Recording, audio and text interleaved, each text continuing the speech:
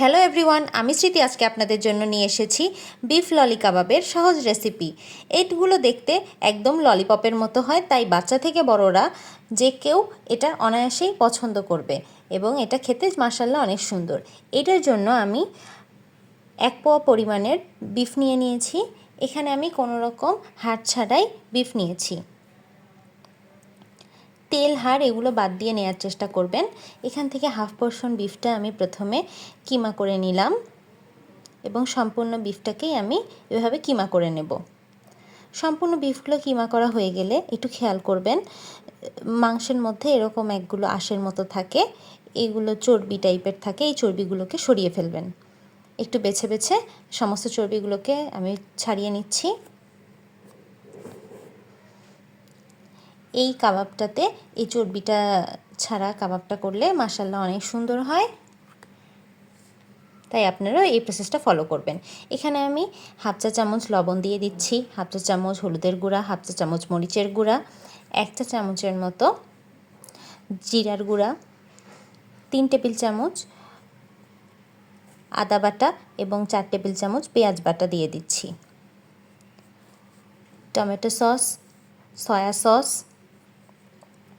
Barbecue sauce এগুলো সব 1 চা চামচ করে আমি দিচ্ছি এখানে।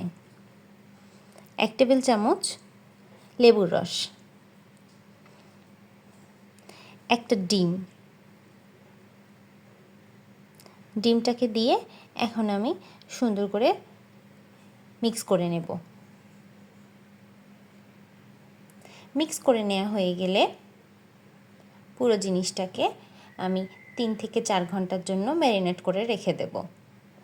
এতে করে প্রত্যেক বিফটা সুন্দরভাবে ম্যারিনেট হয়ে যাবে এবং আমি যখন এখান থেকে কাবাব বানাবো তখন এটা খুব জুসি হয়ে যাবে।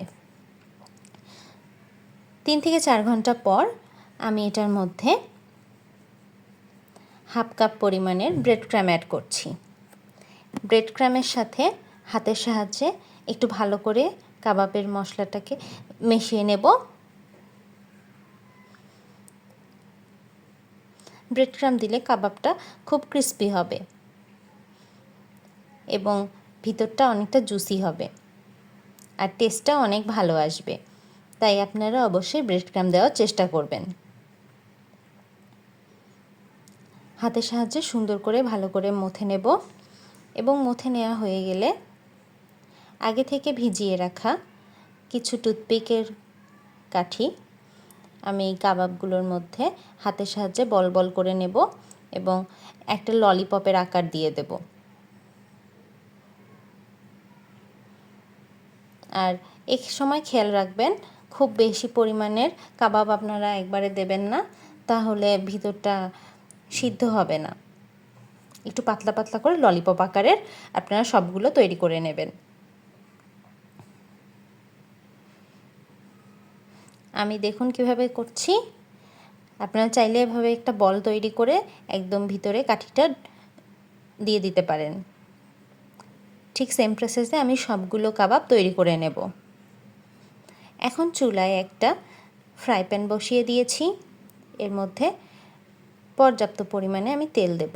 আমি এটাকে ডুবো তেলে ভাজবো না, আমি এটাকে শ্যালো ফ্রাই করব।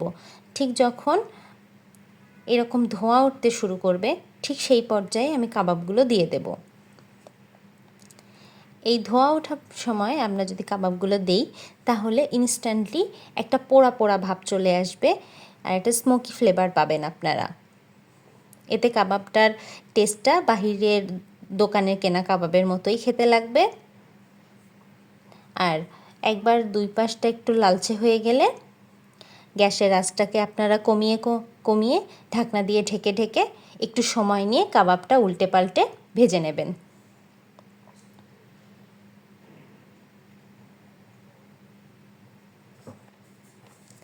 বারবার ঢাকনা দিয়ে ঢেকে আপনারা গ্যাসের ফ্লেমটাকে কম রেখে কাবাবগুলোকে সুন্দর করে ভেজে তুলে নেবেন। তৈরি হয়ে গেল আমার সুস্বাদু মজাদার বিফ ললি কাবাব। এই জিনিসটা আপনারা যখন বাসায় তৈরি করবেন তাতেই বুঝবেন এটা কতটা সুস্বাদু এবং কতটা মজাদার।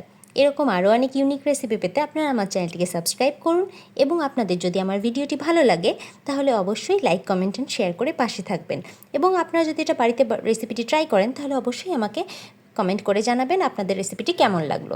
ভিডিওটি দেখার জন্য থ্যাংক ইউ এভরিওয়ান।